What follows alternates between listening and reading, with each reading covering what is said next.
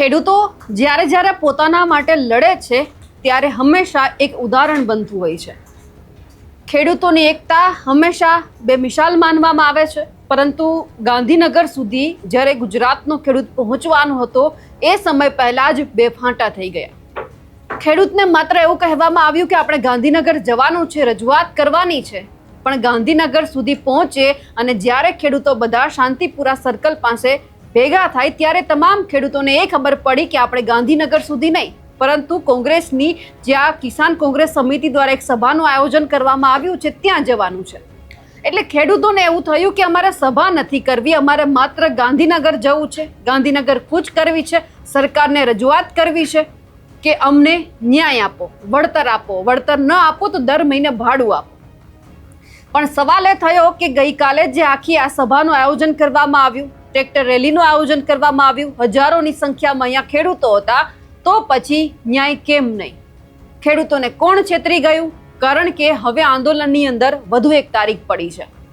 નમસ્કાર, આપ જોઈ રહ્યા છો નિર્ભય ન્યૂઝ અને હું છું આપની સાથે રિદ્ધિ।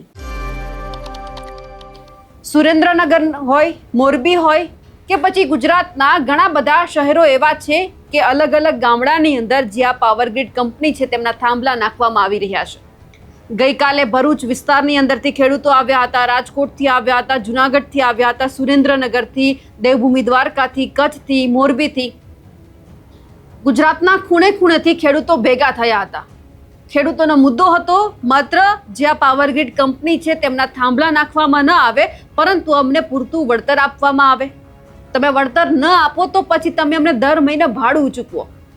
બીજા પણ ખેડૂતો આવ્યા હતા, એમની પણ બીજી બધી માંગ હતી। ખેડૂતો ત્યાં આવીને એવું કહી રહ્યા હતા કે આ થાંભલા એકમાત્ર અમારો પ્રોબ્લેમ નથી, અમને હર વખતે સરકાર છે તે લાઇનમાં ઊભા રાખે છે। ડીઝલ લેવા જવું છે તો લાઇનમાં ઊભા રહો, બિયારણ લેવા જવું છે તો લાઇનમાં ઊભા રહો, ખાતર લેવા જવું છે તો સવારથી લાઇનમાં ઊભા રહો।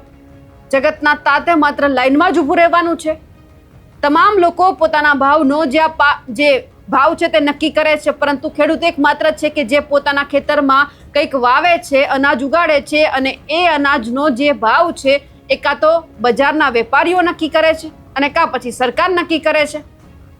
એટલે ખેડૂતોની એક જ માંગ હતી કે ખેડૂત પોતે જે ઈચ્છે તે કરી શકવો જોઈએ। અત્યારે આ લડત ચાલુ છે। ખેડૂતોને ક્યાંક એવી આશા હતી કે આપણે જે 2 થી 3 દિવસથી મથી રહ્યા છીએ, ગાંધીનગર જવાનું છે, ટ્રેક્ટર રેલી કરીને જઈશું તો ક્યાંક સરકાર બોલશે, પરંતુ ખેડૂતોમાં ફાંટા થઈ ગયા। ખેડૂતોની એકતાને તોડવાનો કોણે પ્રયત્ન કર્યો તે સૌથી મોટો સવાલ છે, કારણ કે ખેડૂતોને એવું હતું કે આજે જઈશું તો ન્યાય મળશે, સરકાર એવું કહી દેશે કે હા તમને આટલી તારીખની અંદર વળતર છે અમે ચૂકવી દઈશું, કે પછી જે કંપની છે તેમની પાસેથી અમે તમને અપાવી દઈશું, પણ એવું કંઈ જ ના થયું। અને તારીખ પડી 30-15 દિવસ પછી ક્યાંક એવું કહેવામાં આવ્યું કે અલગ અલગ વિસ્તારની અંદર અલગ અલગ સંગઠન છે ચક્કાજામ કરશે। ખેડૂતોને પૂછવામાં આવ્યું કે તમારે શું કરવું છે, આ આંદોલનને અહીંયા જ તમારે પૂરું કરવું છે કે લડવું છે? તો ત્યાં હાજર ખેડૂતો હતા તેમણે એવું કહી દીધું કે અમારે લડવું છે। જે કિસાન કોંગ્રેસ સમિતિ છે તેમના દ્વારા એવું પણ પૂછવામાં આવ્યું કે તમે જે રીતે કહેશો એ રીતે આપણે આંદોલન કરીશું, પદયાત્રા કહેશો તો એ પ્રમાણે નક્કી થશે, ચક્કાજામ કરવાનો હશે તો એમાં પણ અમારું સંપૂર્ણ સમર્થન છે, તમે જે ઉપવાસ આંદોલન ઉપર ઉતરવાની વાત કરશો તો એમાં પણ અમારું સમર્થન છે। તો પછી 30 તારીખનો એક દિવસ નક્કી થયો અને ત્યાં એવું કહેવામાં આવ્યું કે અલગ અલગ જિલ્લાની અંદર, અલગ અલગ શહેરોની અંદર અલગ અલગ સંગઠન છે આ દિવસે ચક્કાજામ કરશે। પણ સવાલ એ છે કે આ 15 દિવસની અંદર જ્યારે આ બધું થયું છે, 15 દિવસની અહીંયા મુદત પડી છે તમામ ખેડૂતો માટે, તો પછી અહીંયા હવે જ્યાં સુધી આ 15 દિવસમાં તો ઘણા બધા ખેડૂતો એવા હશે કે જેમના ખેતરમાં થાંભલા નખાઈ જશે, પછી શું? કોઈ વળતર આપવા માટે આવશે, માંગવા માટે જશે, તો પછી ફરી એક વખત આ જ રીતે થવાનું છે। આ બધાની વચ્ચે જ્યારે આ 30 તારીખ પડી છે, જે કિસાન કોંગ્રેસ સમિતિ લડી રહી છે, એમના જે લાલજી દેસાઈ છે તેમના દ્વારા એવું કહેવામાં આવ્યું કે હવે જ્યારે 30 તારીખ પડી છે ત્યારે ખેડૂતોએ ફરીવાર સાથ અને સહકાર આપવાની વાત કરી છે। લાલજી દેસાઈને સાંભળી લઈએ।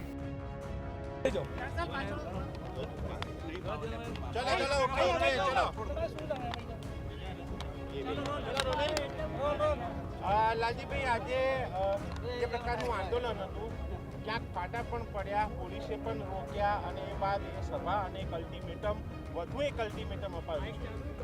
જો ચોક્કસ લોકોના ષડયંત્રમાં હું પડવા નથી માગતો, કોણે કર્યું, શું કર્યું સૌ જાણે છે। સતત 6.5 મહિના પરની મહેનત પછી રાત દિવસ એ પાલભાઈ હોય, મહેશભાઈ હોય, જયેશભાઈ હોય, જિગ્નેશભાઈ હોય કે તમારી સામે ઉભેલા લાલજી હોય, અમે લોકો રાત દિવસના અમારા જેવા કોંગ્રેસના અને કોંગ્રેસ સિવાય કિસાન સંઘર્ષ સમિતિ અને કિસાન કોંગ્રેસ સમિતિના અનેક લોકો ગામો ગામ જઈ નાની મોટી મિટિંગો કરી ત્યારે આંદોલનને સ્તરે લઈને આવ્યા. અચાનક અમદાવાદ પાસે જોયું કે આંદોલન જબરજસ્ત આજે સફળ થઈ રહ્યું છે. સરકારને પણ ગઈકાલથી સરકાર પણ ટેન્શનમાં હતી. લગાતાર સિનિયર આઈપીએસ ઓફિસરો અને સરકાર અમારા સંપર્કમાં એ રીતે હતી કે અમે તમારી સાથે વાટાઘાટ કરીને આ પ્રશ્નોનો ઉકેલ કરવા માગીએ છીએ, પરંતુ સરકાર બી તો હોશિયાર છે ને. કોઈકને ચડાવ્યા, કંઈક થયું હશે ખબર નથી, પણ કોઈકના ચડાવ્યા કોઈક ચડ્યા અને ખેડૂતોને પાછા વાળીને છેલ્લી જગ્યાએ તોડફોડ કરવું, ધમાલ કરવી, દેખારો કરવો, એ ચોક્કસ પાર્ટીના ખેસ પહેરીને આવવું, ચોક્કસ પાર્ટીની ટોપીઓ પહેરીને આવવું, આ ખેડૂત આંદોલન માટે બહુ દુઃખદ છે. આ નજર સામે બેનર છે પાછળ તમારી, ક્યાંય કોંગ્રેસ પાર્ટીનું નામ નથી, એક પણ નેતાની પાસે કોંગ્રેસનો ખેસ નથી. એટલે અમે બહુ સ્પષ્ટ હતા કે કોંગ્રેસનો ખેસ કે કોંગ્રેસના બેનરની જરૂર નથી. અમે કોંગ્રેસના ચહેરા લડીએ છીએ, લોકો ઓળખે જ છે. એના માટે મારે કહેવાની જરૂર છે ગાય આ ગાય છે, ગાય ગાય હોય તો ખબર જ છે. એમ કોંગ્રેસના વ્યક્તિઓ લડતા હોય તો એના માટે અમારે ઢોલ નગારા વગાડવાની જરૂર નથી. પરંતુ કોઈકે કશું કંઈક પેટમાં દુખ્યું, કર્યું, જે કર્યું એમને મુબારક. ખેડૂતોનો મુદ્દો ઊભો છે. આજે ખેડૂતોને જ્યારે પૂછ્યું કે ખેડૂતો કહેશે તો અમે ખેડૂતોના આગેવાનો આ મરણ ઉપવાસ ઉપર ઉતરવાની તૈયારી છે. આ કહેતી વખતે મારું આપ પણ જાણો છો કે અમારા અવાજથી ગળું બધું જે છે કઈ રીતે આજે કઈ રીતે અમે પોતે પણ દુઃખી છીએ કે આવું બને. ત્યારે આટલા વખતની મહેનત ખેડૂતોની, બે રાતના ઉજાગરા ખેડૂતોએ પણ કર્યા, ભલે અમે 6 મહિનાના, પણ ખેડૂત પણ રાત દિવસ ખેતરોમાં ઉજાગરા કરે છે.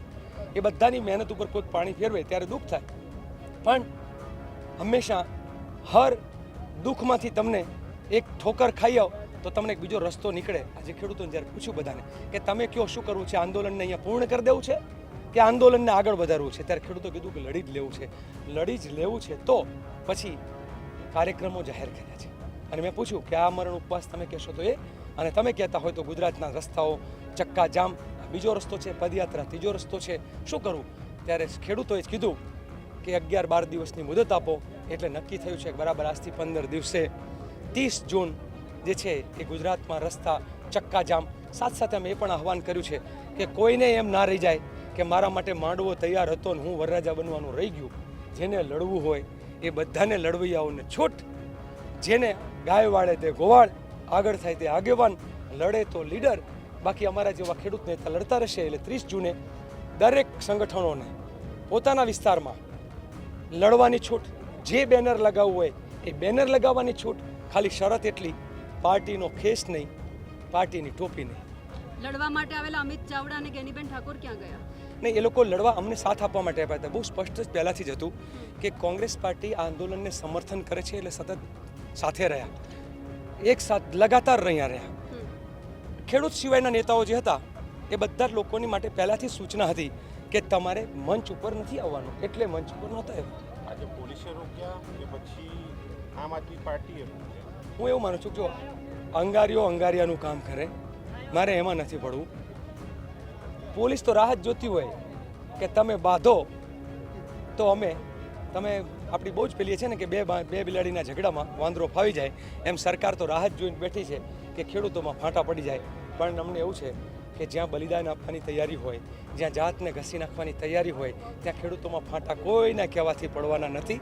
આવનાર સમયમાં લગાતાર લડશે, એ ખેડૂતોના દિલ જીતશે ખેડૂતો માટે. બીજું, માત્ર ચૂંટણીલક્ષી માનસિકતા જે છે ને એ ખેડૂતોને બહુ જ મોટું નુકસાન કરે છે.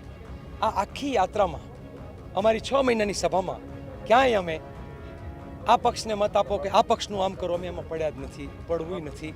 માત્ર પૂંજીપતિઓ, ઉદ્યોગપતિઓ અને સરકારના મંત્રીઓ અને સંત્રીઓ એ ભેગા થઈને જે ભાગ બટાઈ કરે છે એની સામેની આ લડાઈ છે, લડાઈ જારી રહેશે.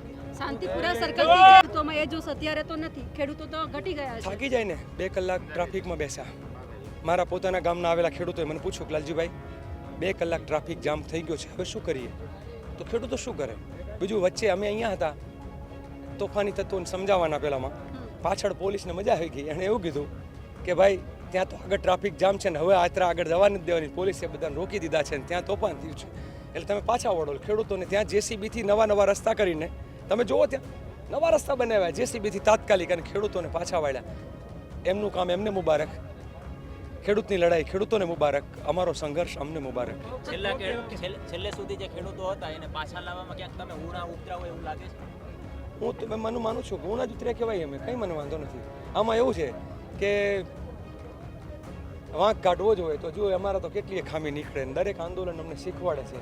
પણ હું 38 વર્ષના આંદોલનનો અનુભવી છું અને કોઈ એમ કહે કે ગુજરાતમાં આંદોલનના મુદ્દા ઉપર રણનીતિમાં ભૂલ થાય એવું શક્ય નથી. હા, વિશ્વાસઘાત થાય અને વિશ્વાસઘાત થાય એને ના પહોંચી શકાય. એ તો તમારી સાથે થઈ શકે ને મારી સાથે થઈ શકે ને ખેડૂતો સાથે. પણ 30 તારીખ સુધીમાં તો ઘણાના ખેતરમાં થાંભલા નખાઈ જશે, કઈ રીતે લડશો? લડતા રહેવું પડશે. કંઈ તમે કોઈ પણ આંદોલન એક દિવસ જાય અને સરકાર અહીંયા આમ જાય ને તરત આંદોલનમાં અને સરકાર તરત છે એવું તો ક્યારે નથી બન્યું. મને ખબર છે માંડલ બેચરાજી સર આંદોલનમાં જમીન જવાની જ હતી. 44 ગામની 50,000 હેક્ટર 100 દિવસ લડ્યા હતા. ત્યારે થાંભલા નખાઈ જશે તો થાંભલા ઉખડી પણ જશે અને નહીં તો એણે યોગ્ય વળતર જે નક્કી કર્યું છે આપવું પડશે. આ ગામની જમીન ગામની, નહીં સરકારના બાપની, એ સિદ્ધાંત ઉપર લડાઈ લડી રહ્યા છે. ધન્યવાદ આપ સૌનો. ખૂબ આ બધાની વચ્ચે સવાલ એ થયો કે અહીંયા ખેડૂતો લડતા હતા પરંતુ કોણ આવી અને ભાગલા પડાવી ગયું? કારણ કે ખેડૂતોને સભામાં જવું નહોતું, ખેડૂતોને તો માત્ર ગાંધીનગર જવું હતું. કોંગ્રેસના નેતાઓ આવ્યા, ટ્રેક્ટર રેલી કરી, ત્યાં સુધી સીમિત રહ્યા, પછી જતા રહ્યા.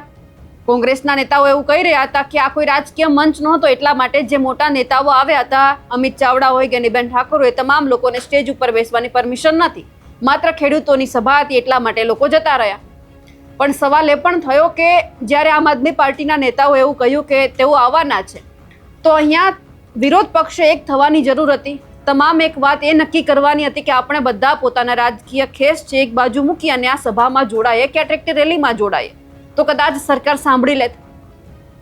પણ ખેર, હવે જોવાનું છે કે જ્યારે આમ આદમી પાર્ટીના નેતાઓ એવી વાત કરી હતી કે તેઓ લડવા માંગે છે, કોંગ્રેસના નેતાઓએ એમને જવાબ પણ આપ્યો કે તૈયાર ભાણું પીરસાઈ ગયું છે અને આ તમામ લોકો અહીંયા તૈયાર ભાણું લેવા માટે આવ્યા છે. એટલે આમ આદમી પાર્ટીના નેતાઓએ પીછેહટ કરી લીધી અને કહી દીધું કે અમે અમારી રીતે ખેડૂતો માટે લડી લઈશું.